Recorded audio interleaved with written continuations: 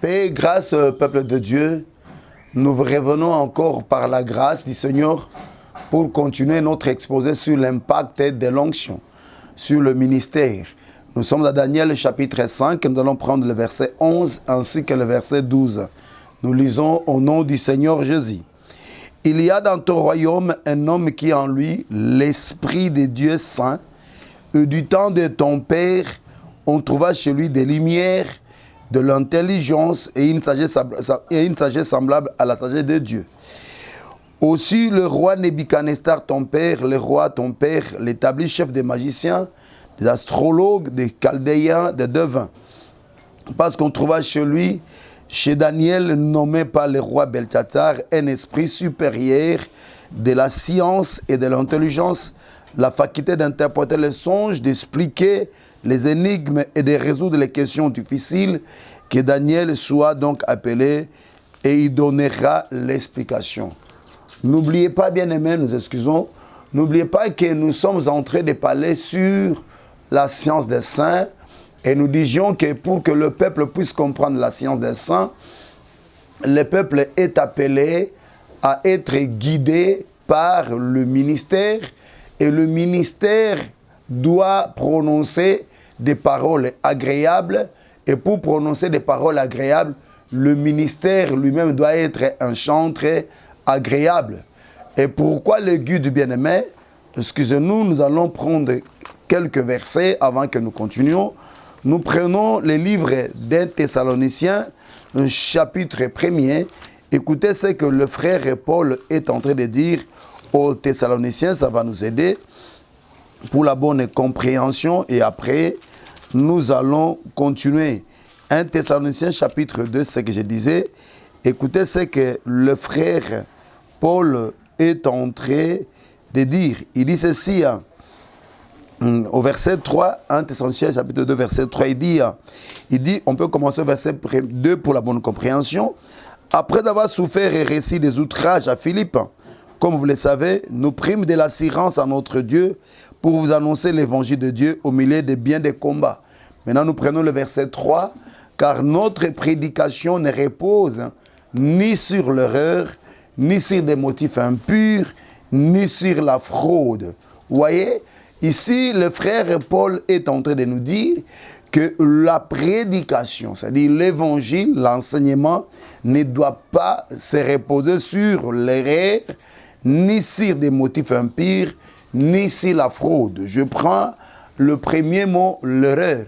L'effort que doit faire le ministère, c'est de présenter la parole telle qu'elle a été enseignée par le Seigneur. C'est-à-dire, bien aimé, le ministère ne doit pas prononcer des erreurs. Dans une interprétation, bien aimé, on ne doit pas y trouver des erreurs. Parce que la simple erreur, bien aimé, enlève les gens de la connaissance de la parole et prive les gens de la vie éternelle.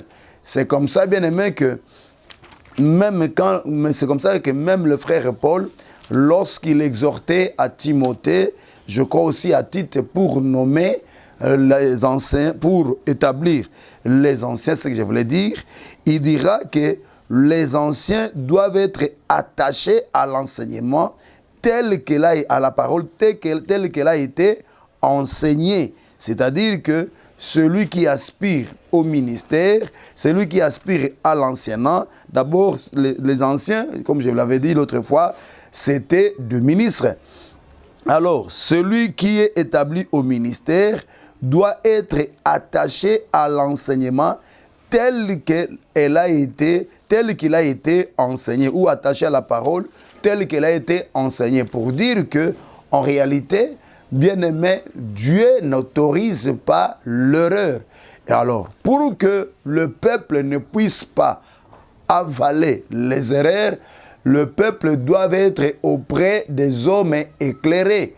Voilà pourquoi le ministère, c'est aussi la lampe du corps.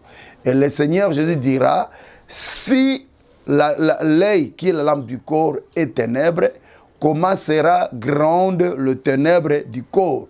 C'est-à-dire, l'homme qui doit enseigner, l'homme qui doit nous guider, l'homme qui doit nous donner des paroles agréables, lui-même doit être d'abord un homme éclairé et en qui il n'y a pas d'erreur. Voilà pourquoi, pour entrer dans les sacerdoces, on vérifiait aussi les deux yeux du sacrificateur.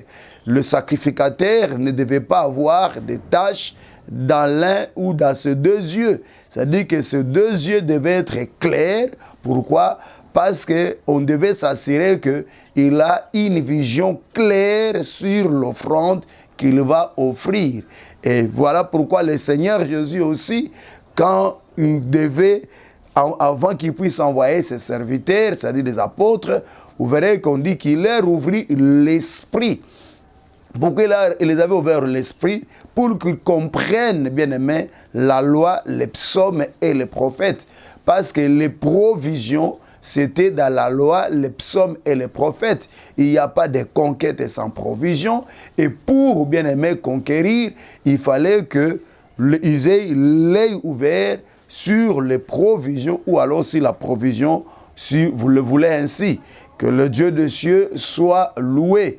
Et vous verrez aussi, bien aimé, que le frère Paul, qui priait pour les Éphésiens, il dira que je prie pour que le Seigneur puisse illuminer les yeux de votre esprit, afin que vous reconnaissiez, afin que vous ayez la révélation de la sagesse. Je crois que ça c'est Éphésiens, chapitre 1er, verset 16. Je peux répéter cette écriture, je peux le lire, ça va aussi nous aider. Il dit quoi? Je prends le verset 16, il dit je ne cesse de rendre grâce pour vous, verset 16, faisant mention de vous dans mes prières, verset 18, et qui illumine les yeux de votre cœur pour que vous sachiez quelle est l'espérance qui s'attache à son appel et quelle est la richesse de la gloire de son héritage qui réserve aux saints.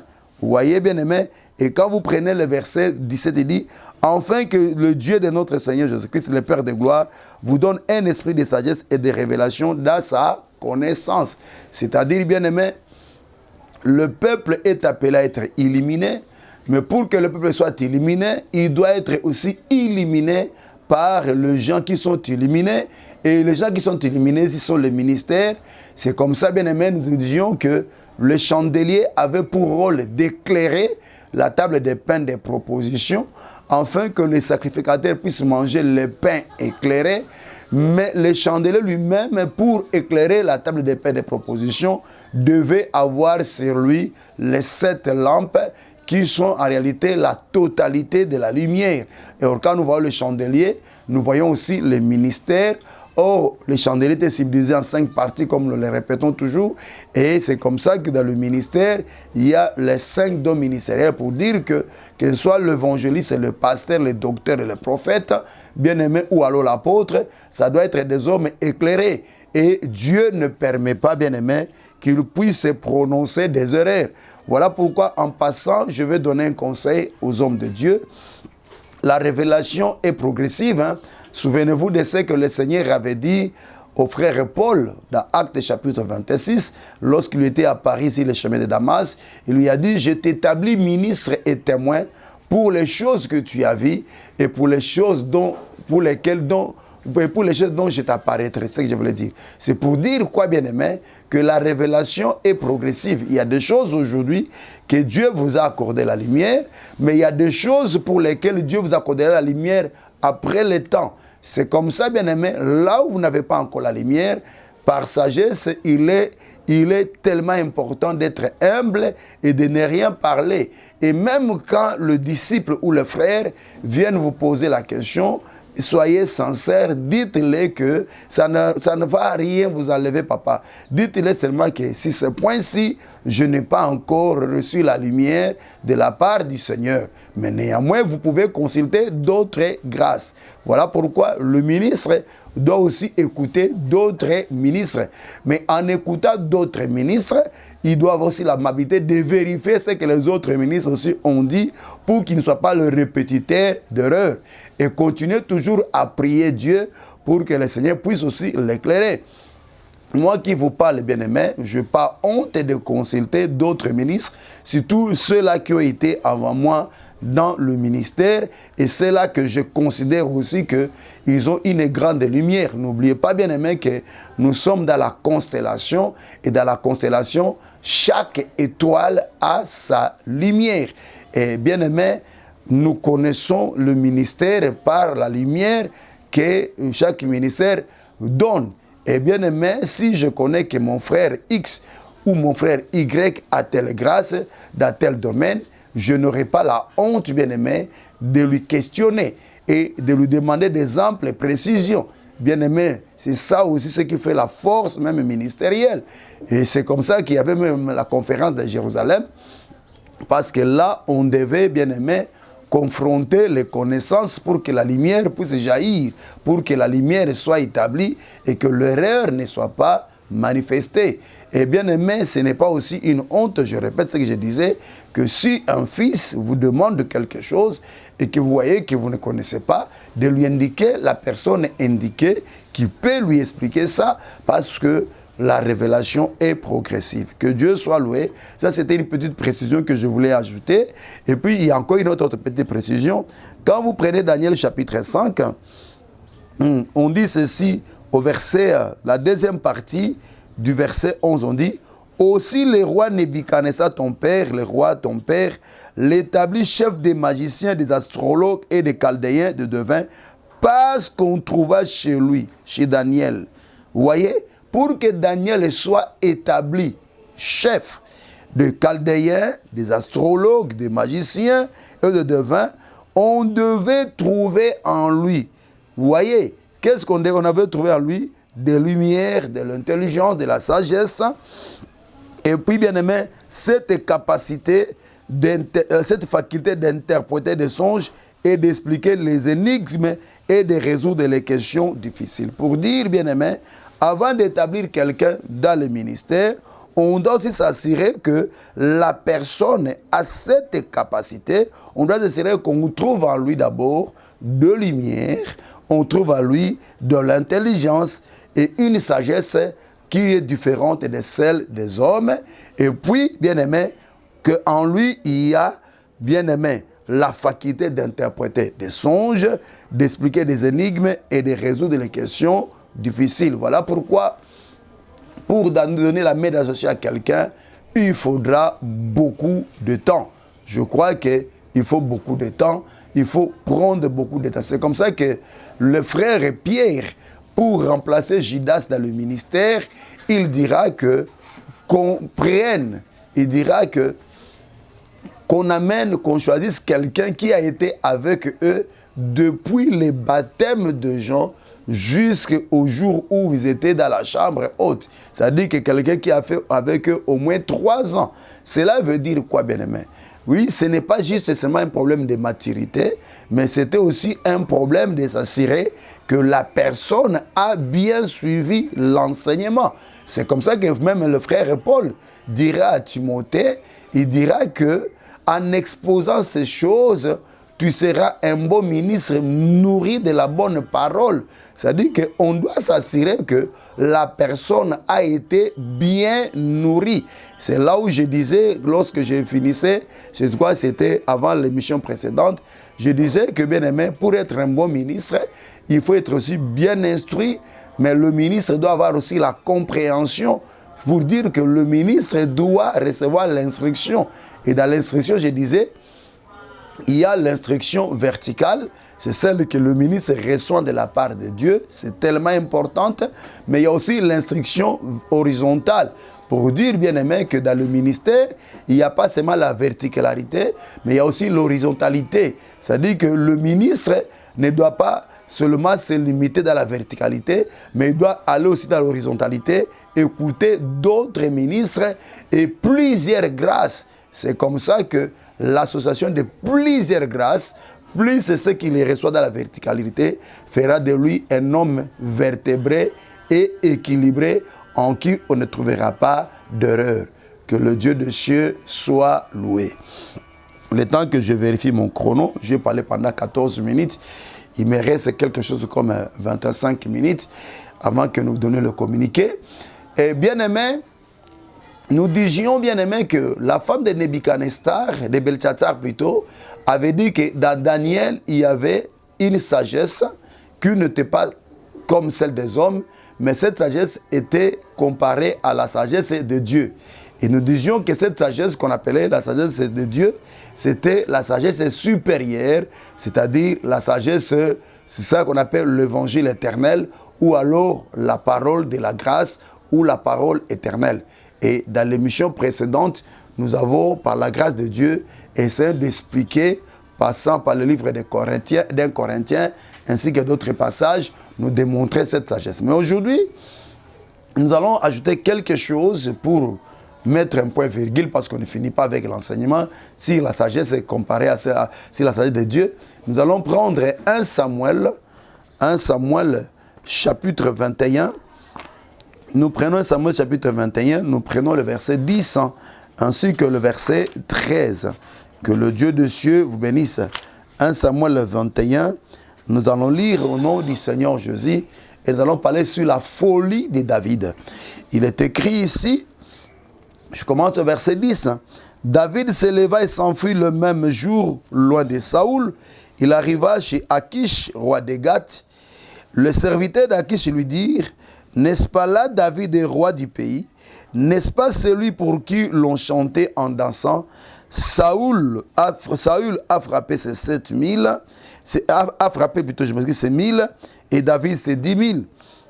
David prit à cœur ces paroles, et il eut une grande crainte d'Akish, roi de Gath. Il se montra comme un fou à leurs yeux, et fut devant eux des extravagances. Il faisait des marques sur le battant des portes, et il laissait couler sa salive sur sa barbe. Akish dit à ses serviteurs, vous voyez bien que cet homme a perdu la raison, pourquoi me l'ameniez-vous? Est-ce que je manque de fou pour que vous m'ameniez celui-ci et me rendiez témoin de ces extravagances? Faut-il qu'il entre dans ma maison? Que le Dieu des cieux soit loué. Ce passage est tellement riche en révélations, ça cache beaucoup de choses, mais je crois que nous n'allons pas entrer dans plusieurs chambres, aller expliquer le pourquoi de battants, le pourquoi des marques sur les battants des portes, et puis pourquoi il faisait couler la salive sur sa barbe. Je crois que nous risquerons d'épuiser notre temps, nous sommes à la télé. Mais ici au moins, nous allons expliquer, nous allons parler sur le pourquoi de la folie de David. David avait fui Saoul, et en fuyant Saül, il s'est retrouvé dans le territoire de Gath, c'est-à-dire chez les Philistins. Et à cette époque-là, celui qui régnait sur Gath, c'était Akish. Et arrivé là-bas, les hommes d'Akish vont dire à Akish, voilà, mais le monsieur que tu as reçu, c'est celui-là dont on chantait que Saül a tué ses 1000 et que lui a tué ses 10 000. Et David se retrouva dans l'insécurité et il fallait que le salut soit manifesté. Il fallait qu'il se trouvera dans l'insécurité et il a fallu que le salut soit manifesté. Mais pour que le salut soit manifesté, bien aimé, il a fallu que David puisse recourir à la folie. Quand vous prenez le verset 22, on dit, verset 1er, David est parti de là et se sauva dans la caverne d'Adilam. Là, je prends le mot salut. C'est-à-dire que pour que David puisse se sauver, pour que le salut soit manifesté, il a fallu d'abord que David puisse manifester la folie.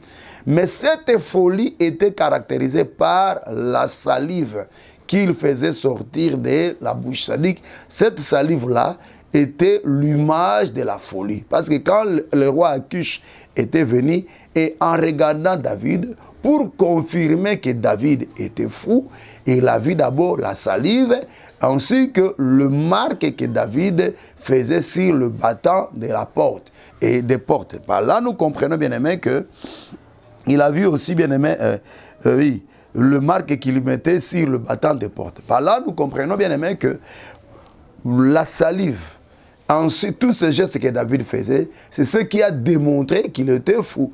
Mais pourquoi cette folie? C'était pour que le salut soit manifesté et bien aimé, qu'il soit sain et sauf avec les gens avec qui il était. Vous comprendrez avec moi, ici, bien-aimé, qu'il soit sain et sauf, c'est ce que je voulais dire. Vous comprendrez avec moi, bien-aimé, le salut ne pouvait pas se manifester s'il n'y avait pas la folie. Or, toutes ces choses ici n'étaient que l'ombre des choses à venir. Et le Seigneur, pour nous sauver, il devait manifester la folie. C'est comme ça que nous allons prendre 1 Corinthiens, chapitre 1er, verset 25. 1 Corinthiens, chapitre 1er, verset 25. Nous allons lire au nom du Seigneur Jésus-Christ. Que le Seigneur de gloire soit avec vous. Aujourd'hui, nous ne crions pas, nous sommes tellement calmes. Que le Dieu de cieux bénisse. 1 Corinthiens, chapitre 1er, le verset 25, on dit ceci, on peut commencer même au verset 22. Le juif demande de miracles, les grecs cherchent la sagesse. Nous prêchons Christ crucifié, scandale pour le juif et folie pour les païens. Mais puissance de Dieu et sagesse de Dieu pour ceux qui sont appelés, tant juifs que grecs. Car la folie de Dieu est plus sage que les hommes et la faiblesse de Dieu est plus forte que les hommes. Vous voyez, on nous fait voir ici, bien aimé, que pour que le salut soit manifesté, il a fallu que Dieu puisse manifester la folie. Et pourquoi la folie? On dit, la folie de Dieu est plus sage que les hommes et la faiblesse de Dieu est plus forte que les hommes. La faiblesse de Dieu est plus forte que les hommes. Maintenant, la question est celle-ci. Où est-ce que Dieu avait-il manifesté, bien-aimé, la folie? Où est-ce que Dieu avait manifesté la faiblesse? Parce que ici, le frère Paul est en train de faire le parallélisme entre la folie de Dieu ainsi que la faiblesse de Dieu. C'est-à-dire, quand on parle de la folie, là, on voit aussi la faiblesse. C'est-à-dire que David se trouva d'Agathe. Bien aimé, il devait faire la folie. Or, à travers cette folie, il manifestait une certaine faiblesse. Et c'est dans cette faiblesse-là, bien aimé, que la force a été manifestée, que le salut a été manifesté. Maintenant, la question est celle-ci. Où est-ce que, bien aimé, le Seigneur avait manifesté sa faiblesse? Où est-ce que Dieu avait manifesté la faiblesse? Vous comprenez d'abord avec moi que à la croix, il a fallu que Dieu puisse prendre la chair. Parce que quand on voit la chair, bien aimé, la chair c'est la faiblesse. Donc il a fallu que Dieu puisse revêtir la chair pour sauver l'homme. Mais j'aimerais que nous rentrions, bien aimé, dans l'ombre. J'aimerais que nous rentrions dans l'ombre. Je vais finir mon chrono. Que nous rentrions dans l'ombre. Et là, nous allons sur l'île des montagnes de Morija. Il a été dit à Abraham qu'il devait aller sacrifier son fils Isaac sur la montagne indiquée à Morija. Et arrivé sur la montagne indiquée, Abraham prendra Isaac qu'il va déposer sur l'autel. Et ça aussi, c'était une préfiguration, comme nous dit l'auteur à l'épître des Hébreux.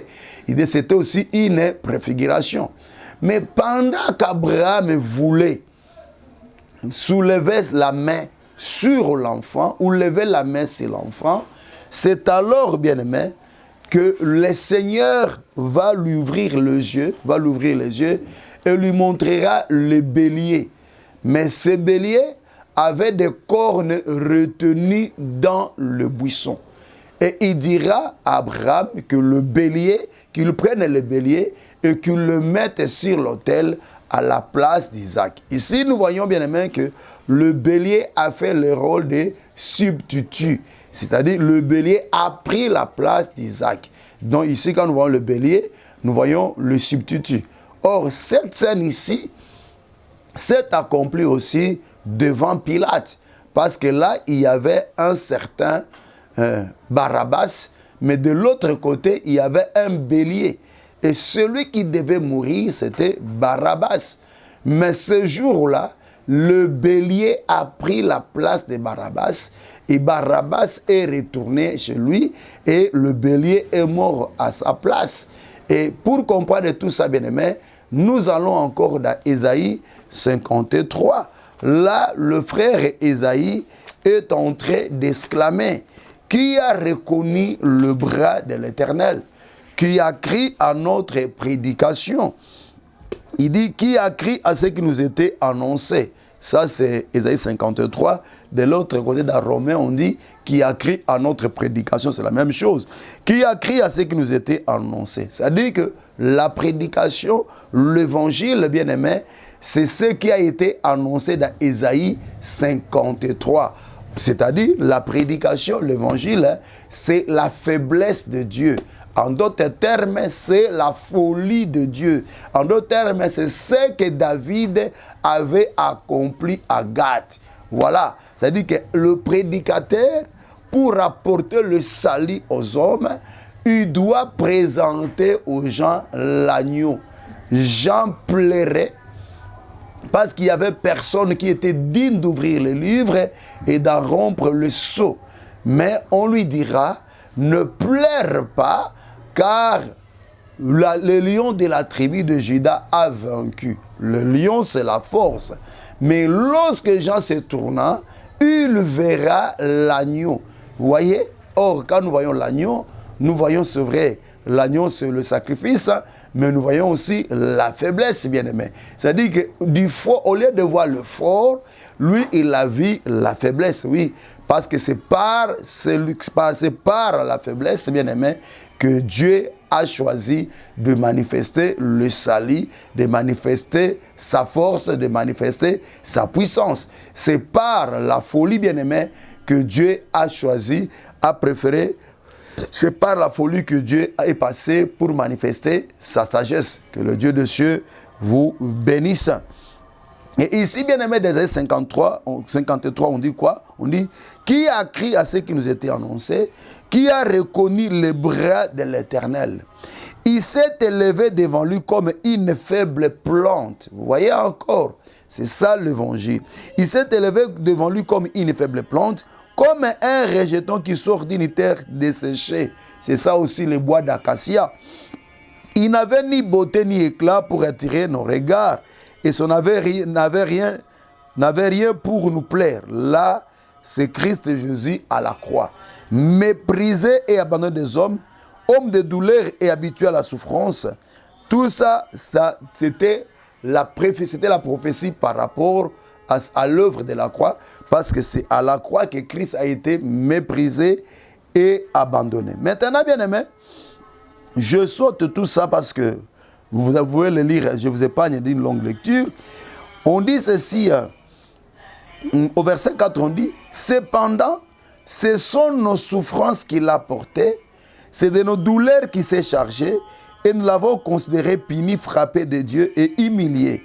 Mais il était blessé pour nos péchés, brisé pour nos iniquités. Le châtiment qui nous donne la paix est tombé sur lui. Et c'est par ces meurtrissures que nous sommes guéris. Vous voyez?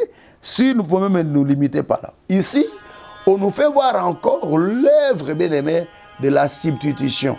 C'est-à-dire que Christ Jésus à la croix, il a pris notre place, il a accepté d'être faible, riche qu'il était, il s'était empauvri, bien aimé. Dieu qu'il était, il s'est rendu homme et il a accepté d'être frappé, il a accepté d'être humilié, il a accepté d'être abandonné et il a accepté de prendre le châtiment qui devait tomber sur nous et il a porté ça sur lui pour que nous soyons sauvés. Vous voyez, c'est ça aussi David, lui qui a tué ces 10 000, lui qui était oint par l'huile dans la corne, lui bien-aimé, le roi d'Israël, prophétiquement parlant par le prophète Samuel, mais bien-aimé, arrivé dans le territoire de Gath, dans une terre étrangère, il a accepté, bien-aimé, d'être faible, d'être fou, afin que le salut soit manifesté. Vous voyez, bien-aimé? Donc, et c'est ce qu'on appelle la sagesse de Dieu. Cette sagesse qui n'est pas de ce monde, cette sagesse qui dépasse, bien-aimé, les humains. C'est comme ça qu'il est écrit.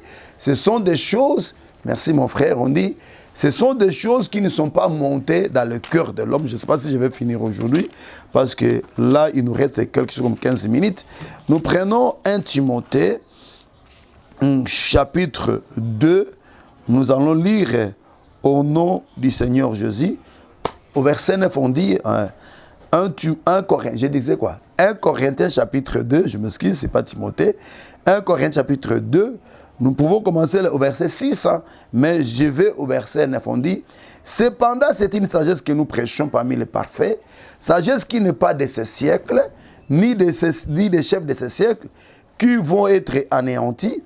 Nous prêchons la sagesse de Dieu, mystérieuse et cachée, que Dieu, avant le siècle, avait destinée pour notre gloire. » En bon, on dit, nous prêchons la sagesse de Dieu, mystérieuse et cachée, que Dieu, avant le siècle, avait destinée pour notre gloire. C'est-à-dire la révélation. Cette sagesse-là, c'est un mystère qui a été révélé. Mais c'est quoi cette révélation? Sagesse qu'aucun chef de ce siècle n'a connue, car s'il l'eût connu, il n'aurait pas crucifié le Seigneur de gloire. C'est quoi cette sagesse-là? Mais comme il est écrit, ce sont des choses que l'œil n'a point vues, que l'oreille n'a point entendues, qui ne sont point montées au cœur de l'homme. C'est des choses que Dieu a préparées pour ceux qui l'aiment. Dieu nous les a révélées par l'Esprit, car l'Esprit sonde tout, même les profondeurs de Dieu. Cette sagesse que l'œil humain n'a point vue, que l'oreille humaine n'a point entendue, et qui n'est pas montée dans le cœur, cette sagesse-là, que nous appelons, qui était mystérieuse, et aujourd'hui est devenue la révélation, c'est quoi cette sagesse-là?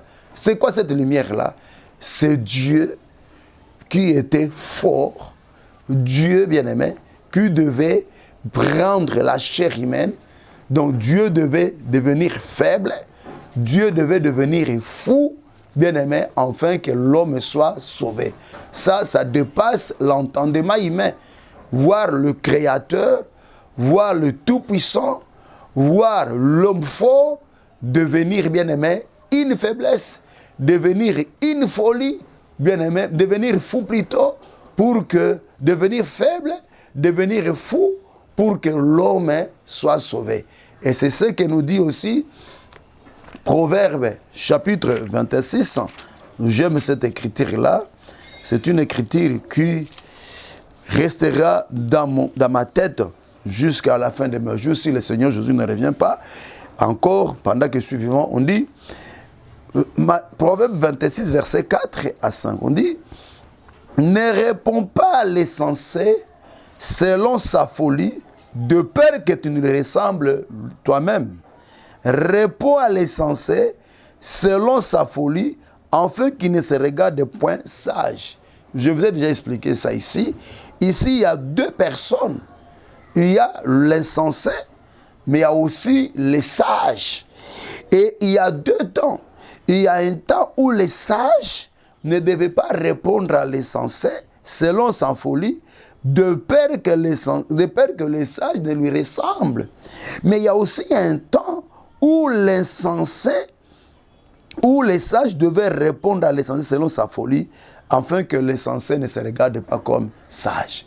C'est qui est l'insensé et qui est le sage ici? L'insensé, c'est Adam, et le sage, c'est Christ Jésus.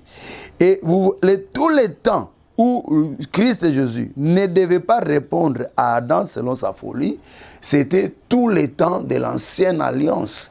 Tous ces temps-là, bien aimé, Adam est resté dans sa folie. Quand je parle d'Adam ici, je vois l'humanité. Et c'était quoi cette folie? Adam était resté nu. Il n'était pas couvert, bien aimé. Oui, bien aimé, il n'était pas couvert. L'acte qui s'était passé en Éden, Dieu tua l'agneau, le 14e jour est couvert et il va couvrir Adam.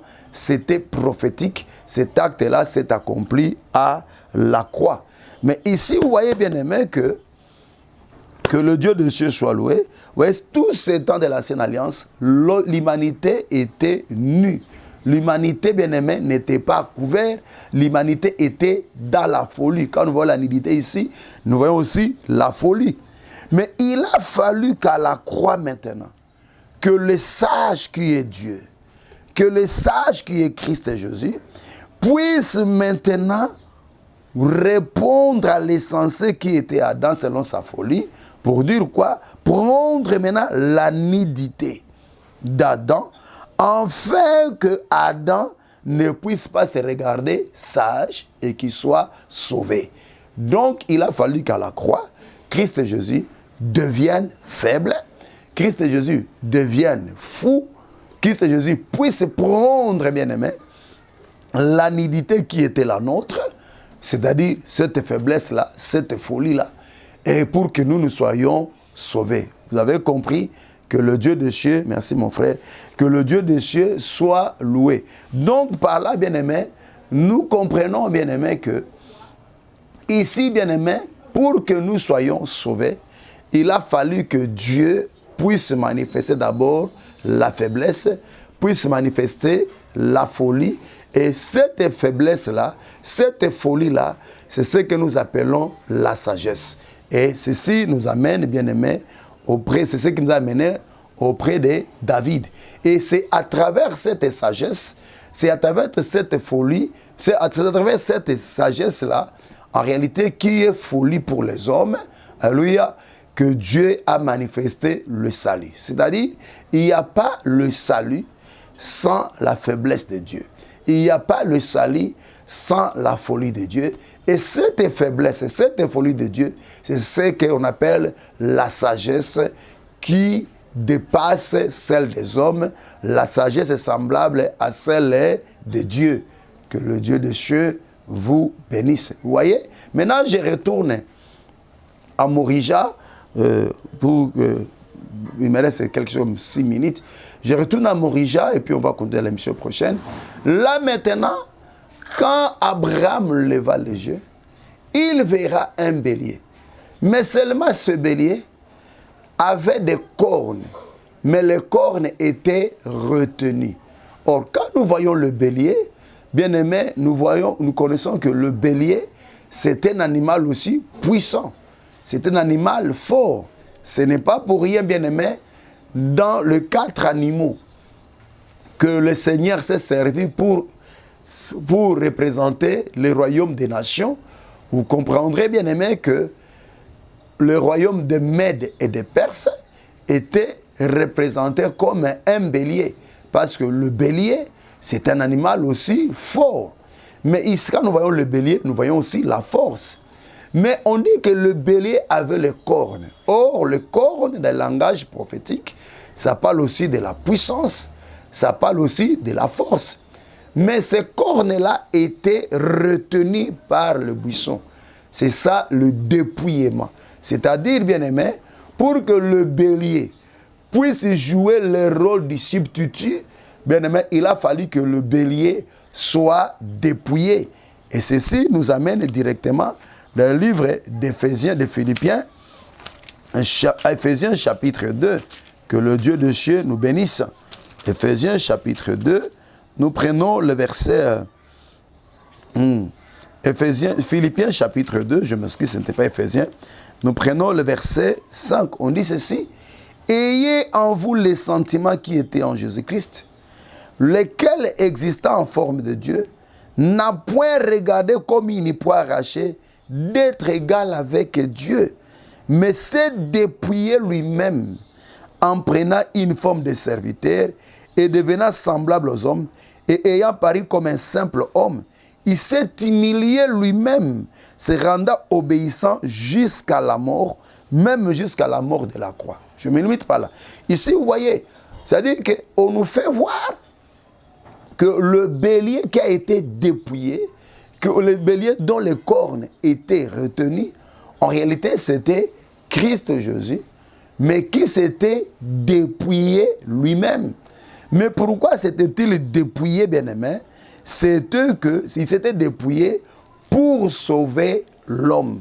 C'est-à-dire qu'Isaac ne serait pas sauvé, comprenez, dans la chambre là où je suis, parce que nous savons qu'Isaac lui-même c'était Christ Jésus, parce que le frère qui écrit l'Épître aux Hébreux dit que c'était une préfiguration. Mais vous comprendrez avec moi ici, bien-aimé, que pour que le bélier puisse jouer le rôle de substitut, il a fallu, bien-aimé, qu'il soit d'abord dépouillé. Et c'est lui-même qui s'était dépouillé.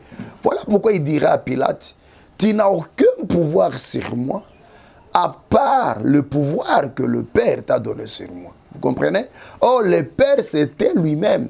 Pour dire en réalité, c'est lui-même qui s'était dépouillé. C'est-à-dire que s'il se disait que je n'allais pas mourir, il n'allait même pas mourir. Donc, s'il est mort, c'est parce que lui-même a accepté de mourir. C'est comme ça qu'il a dit que j'ai le pouvoir de donner ma vie et de la reprendre. Vous voyez, bien-aimés? Donc, ici, nous voyons, c'est ça que nous appelons, bien-aimés, la sagesse, cette sagesse qui est au-dessus de la sagesse des hommes. C'est-à-dire, David, oint, prophétiquement roi, puissant, mais, bien-aimé, pour le salut, il acceptait, bien-aimé, de faire la folie. Et cette folie, c'était ça, la sagesse de Dieu. C'est ça, la prédication de la croix. Mais pour qu'on puisse constater qu'il était fou, on devait voir la salive. Et sur le pourquoi de la salive, je crois que nous allons voir ça dans l'émission prochaine. Que le Dieu des cieux vous bénisse. Nous sommes votre frère, Ariel Kupuani Chocho.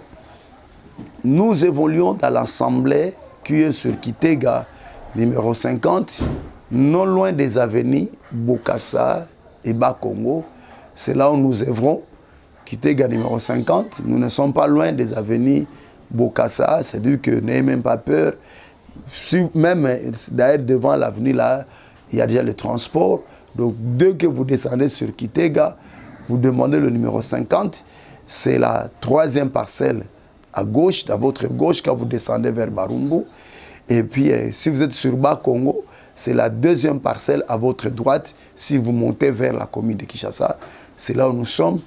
Nous sommes dans notre programme de 40 jours, ou 40 jours et 40 nuits de prière. Nous parlons et nous prions sur la conquête.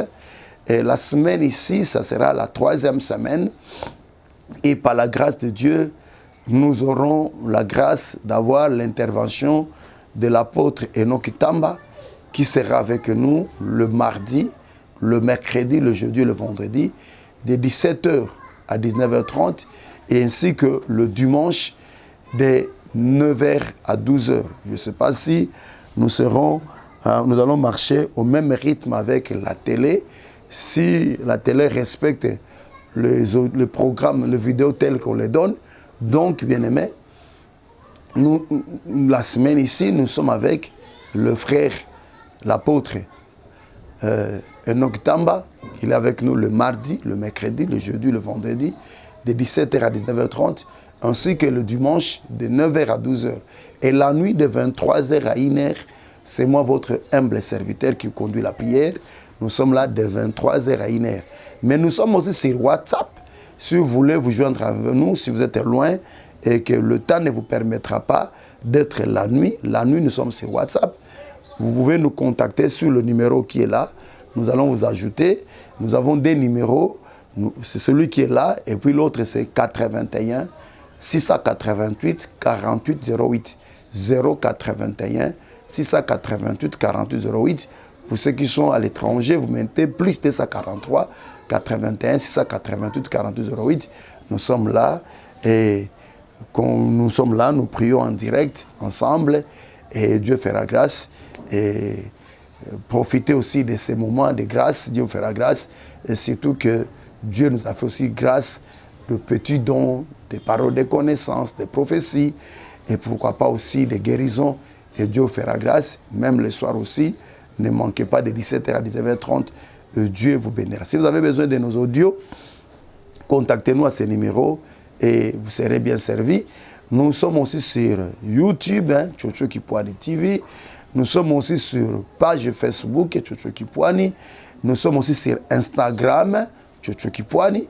Et puis, nous sommes aussi sur TikTok, Chocho Kipuani. Donc, vous pouvez nous consulter dans les réseaux sociaux et vous serez servis avec nous. N'oubliez pas de continuer à nous suivre sur la même chaîne, au même jour, aux mêmes heures. Dieu vous bénira. Que le Dieu de cieux vous bénisse, qu'il vous guérisse, qu'il vous rétablisse et qu'il vous soit favorable. Je remercie mon bien-aimé Mouchele, je remercie tous ceux qui nous suivent de loin, de près, et puis nous venons encore auprès de vous pour demander votre assistance financière parce que nous en avons besoin pour payer la télé, ce n'est pas gratuit. Que le Dieu de cieux vous bénisse. Ciao et au prochain numéro. Merci.